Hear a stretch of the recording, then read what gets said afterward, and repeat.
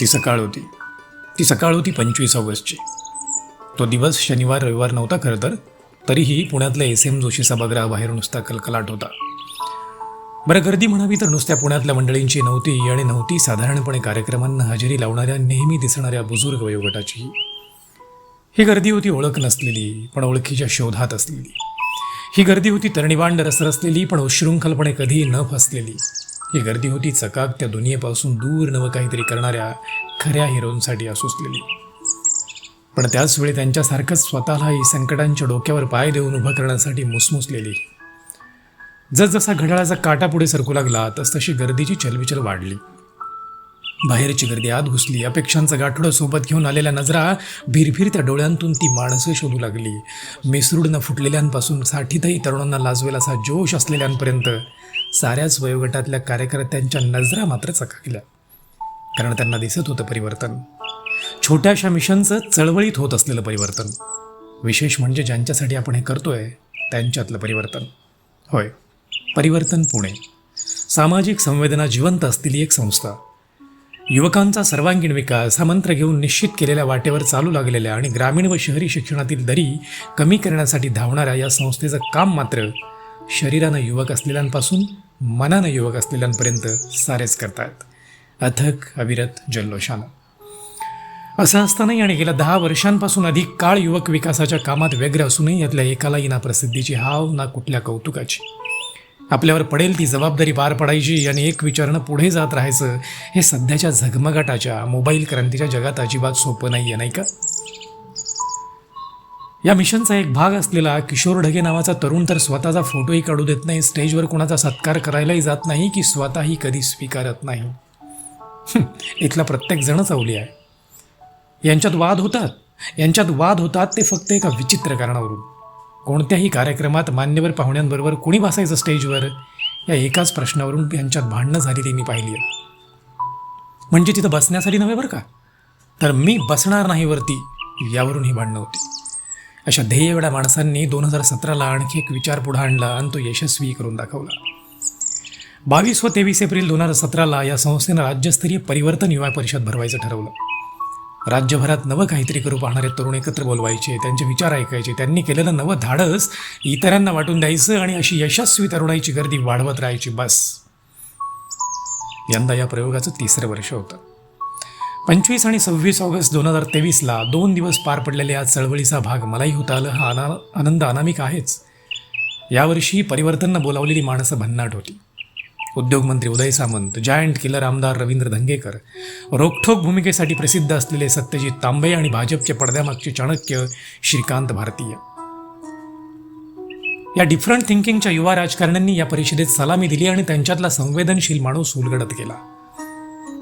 राजकारणात उतरायचं तर आधी तुम्ही सक्षम असायला हवं, कुटुंबाची साथ हवी, चांगल्या कार्यकर्त्यांचं बळ हवं आणि आर्थिक शिस्तही, असं सांगतानाच माझे सर्व आर्थिक व्यवहार माझी पत्नी पाहते, मला हवे असलेले पैसेही मी तिच्याकडून घेतो, असं बिनधास्त सांगणारे आमदार सत्यजित तांबे राज्यभरातल्या तरुणाईला उभं राहताना आर्थिक शिस्त कशी पाळायची ते सहज शिकवून जातात. त्याचवेळी माझ्या आयुष्यातल्या पहिल्या रोल मॉडेल इंदिरा गांधी आहेत. त्यांच्यासोबत मी फोटोही काढला. हे सांगताना भाजपचे असूनही श्रीकांत भारतीय कोणताही आडपडदा ठेवत नाहीत, कचरत नाहीत. राजकारणातली माणसंही माणसंच असतात. कोत्या मनाच्या भिंती मनात न ठेवता राजकारणात या, असंही मंडळी ठणकावून सांगतात. तेव्हा या युवा परिषदेचा 3ऱ्या पर्वाचा पाया समर्थपणे खोदला गेलेला असतो आणि ते समोरच्या तरुणाईच्या डोळ्यात स्पष्ट दिसतंही. राजकारणाकडे पाहण्याचा परिघच बदलून जातो. परिषदेच्या सुरुवातीलाच कमालीच्या उंचीवर गेलेल्या तरुणाईला मग सामाजिक काम म्हणजे नेमकं काय असतं याचं नेमकं भानही येतं, ते समोर आलेल्या समाजसेवकांमुळे. भारतीय लष्करातील जवानांसाठी युद्धभूमीवर ऑक्सिजन प्लांटचा ध्यास घेतलेल्या आणि त्यासाठी आयुष्याचा क्षण वेचू पाहणाऱ्या, प्रसंगी सर्व पातळ्यांवर संघर्ष करणाऱ्या सुमेधा चिथडे. समलैंगिक असणं ही समस्या नाही, तर ती सृष्टीची रचनाच आहे, तिला तितक्याच मोकळेपणानं सामोरं गेलं पाहिजे. अशा माणसांना आपण समाजात सामावून घेतलं पाहिजे, हा विचार कृतीत आणू पाहणारे बिंदू माधव खिरे PSI तयार करण्याची अक्षरशः फॅक्टरी बनलेले, तळागाळातल्या लेकरांसाठी आशेचा किरण बनू पाहत असलेले आणि मृगजळामागे न धावता वास्तवात जगायला शिकवणारे रयत प्रबोधिनीचे उमेश कुदळे आणि देशाच्या उज्ज्वल वैद्यकीय भविष्यासाठी निस्वार्थ मेहनत घेणारे त्यासाठी पदरमोड करून अनेक संकटांशी भिडलेले डॉक्टर केतन देशमुख. या साऱ्यांचा प्रवास उलगडल्यावर समोरच्या तरुणाईच्या दृष्टीने ही माणसं केवळ समाजसेवक राहत नाहीत, ती हिरो बनतात, रोल मॉडेल बनतात.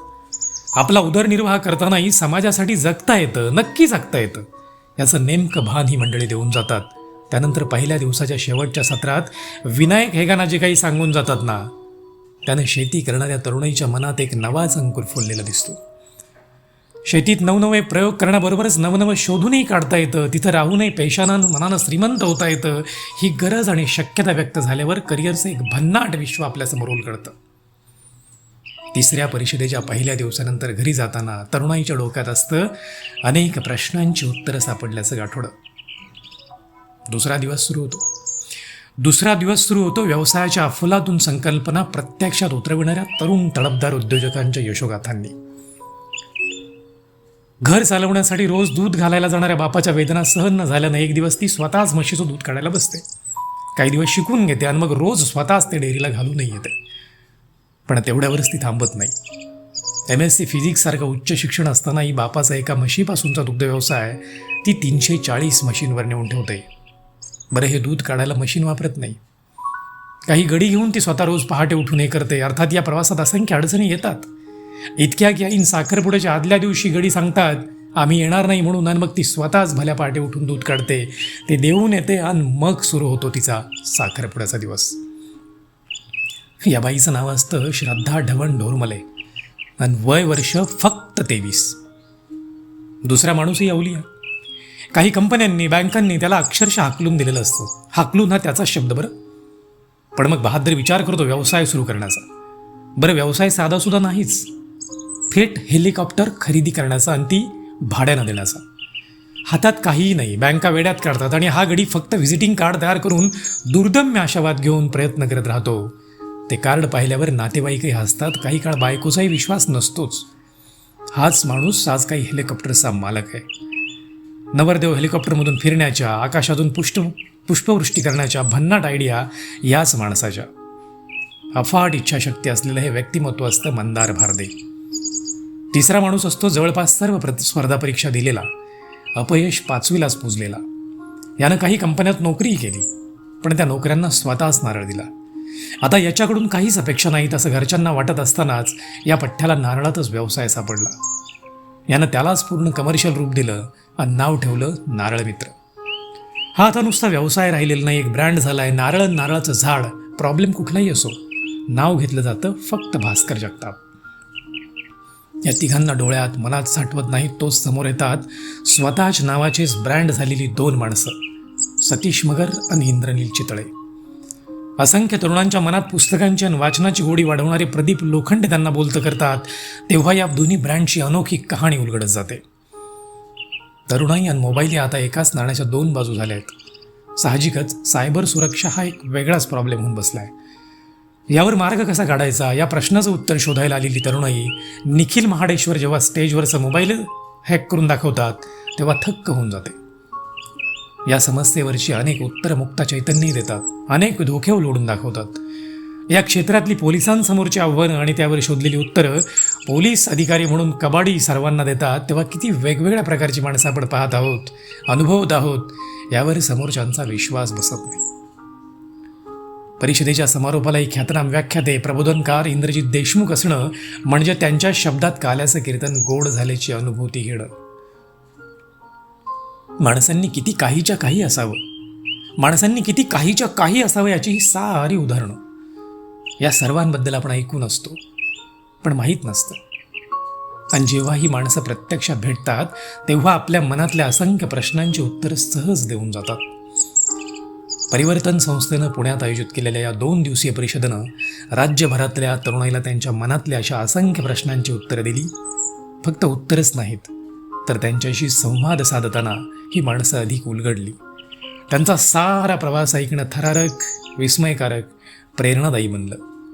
अशा अनेक प्रेरणादायी माणसांना राज्यभरातून आलेल्या तरुणाईपुढं आदर्श म्हणून ठेवणाऱ्या परिवर्तन संस्थेचं आणि या संस्थेच्या सर्व कार्यकर्त्यांचं कौतुक करावं तेवढं कमीच नाही का? धन्यवाद. शब्दांकन आणि निवेदन उत्तम कुमार, इंदोरे.